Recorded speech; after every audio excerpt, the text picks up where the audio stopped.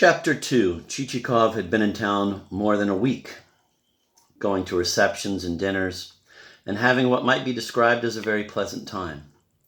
Then he decided to extend his visits beyond the town limits, and to drop in on Manilov and Sobakevich as he had promised. Or perhaps it was another more substantial motive, something more important, closer to his heart, that impelled him to go. But the reader will find out about it all in good time, if he is patient enough to follow this rather long story that will broaden in scope as it approaches its culmination. Selifan the coachman was ordered to harness the horses to the carriage early in the morning. Petrushka was told to stay home and look after the room and the trunk.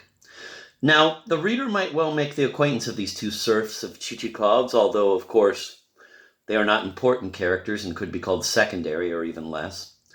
Although the mainsprings and movements of this epic are not dependent on them and the narrative barely touches them, still, the author likes to be extremely thorough in everything and, although himself a Russian, wishes in this respect to be as precise as a German.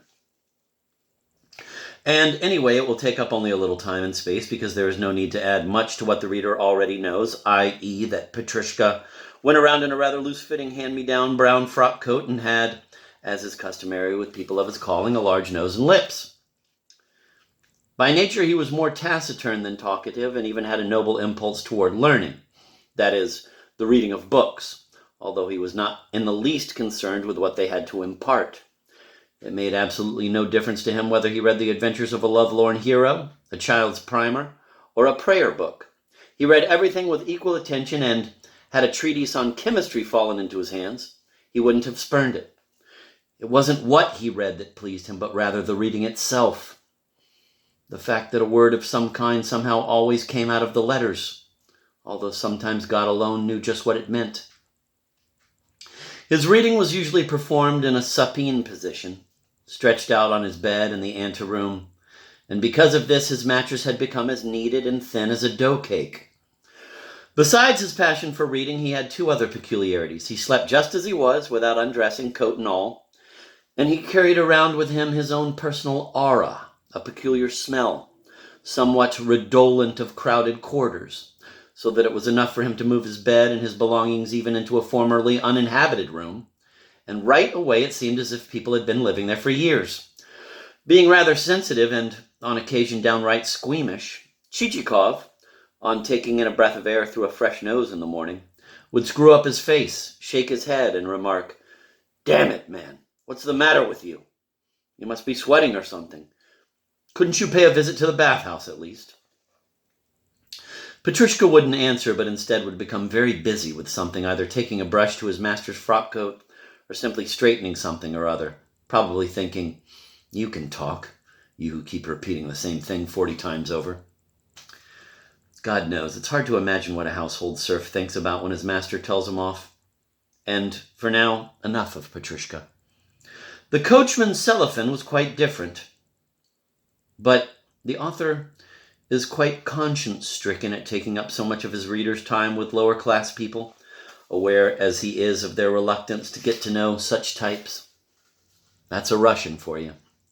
He has a passion for knowing anyone superior to him, if only a notch, and a nodding acquaintance with a count or prince is more important to him than the closest friendship with an ordinary citizen. The author even has misgivings about a hero who's simply a collegiate counselor. Court counselors might be willing to know him, but those who have reached the select higher ranks might, God knows, cast one of those contemptuous glances at him, which the proud cast at everything that crawls at their feet, or, even worse, they might cut him dead, which would be fatal to the author. But however deplorable all this may be, we must still return to our hero. Having issued his instructions the evening before, he rose very early, gave himself a rub down from head to foot with a wet sponge, a thing he only did on Sundays, this being Sunday, shaved so that his cheeks were smooth and glossy, and put on the scintillating, cranberry red frock coat, and then a quick, thick, bearskin-lined overcoat. He went downstairs, supported now on one side, now on the other by the inn servant, and got into his carriage. The carriage rattled through the inn gate onto the street. A passing priest raised his hat. A few little boys in dirty shirts held out their hands, crying, "Sir, give to a poor orphan."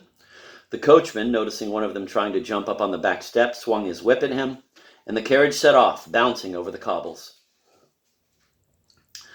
A striped toll gate in the distance, indicating that the cobbles, like all other tournaments, would soon come to an end, was a welcome sight, and after hitting his head quite hard a few times against the side of the carriage, Chichikov finally found himself traveling over soft ground. Hardly had they left the town behind when, as is usual in this land of ours, all sorts of stuff and nonsense appeared on both sides of the road. Hillocks, a fir grove, sparse, stumpy, scrubby young pines and the charred stumps of old ones, wild heather, and such rubbish. They came across villages strung out like beads on a string. The houses looked like old wood piles under their gray roofs, decorated with fretwork like embroidered towels hung up to dry. As usual, a few peasants in sheepskin jackets sat yawning on benches by doorsteps. Fat-faced women, their bosoms well wrapped in shawls, stared out of upper windows, while out of the lower ones a calf would peer, or a pig would thrust its blind snout. In a word, the usual sights. When they had gone 12 miles, it occurred to Chichikov that, according to what Manilov had said, this was where his village should be. But another mile flew by, and still no village in sight. As a matter of fact, if they hadn't met two peasants, they would hardly have found their way. When asked whether Zamenholovka was still some distance, the peasants took off their hats, and the more intelligent one, with a wedge-shaped beard, asked, "Could it be Manilovka, and not Zamenholovka?" "Well, yes, Manilovka." "Ah, Manilovka. Well, when you've gone another mile, there you are. That is straight to the right." "To the right?" the coachman asked. "To the right," the peasant said. "That'll be your road to Manilovka. As for Zamenholovka, there ain't no such place. That's what it's called. Just Manilovka. And there ain't no Zamenholovka here at all. You'll see the house right up on the hill there, a stone one, 2 stories. The manor house, that is. The one where the gentleman himself lives. And that there's your Manilovka. But there ain't no such place as a Manilovka around here, and never was." They went on in search of Manilovka. After a couple of miles, they came to the turn. But then they continued for what seemed like 2 or 3 miles more, and still no sign of a 2-story stone house. At this point, Chichikov remembered that if a friend invites one to his village 12 miles away, it usually means that there will actually be 25 miles to go.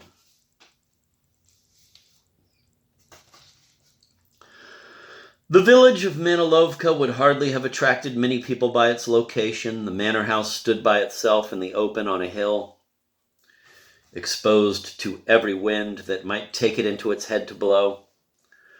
The slope of the hill on which it stood was covered with close-clipped turf. Scattered over it, in English style, were 2 or 3 beds with lilac and yellow acacia bushes.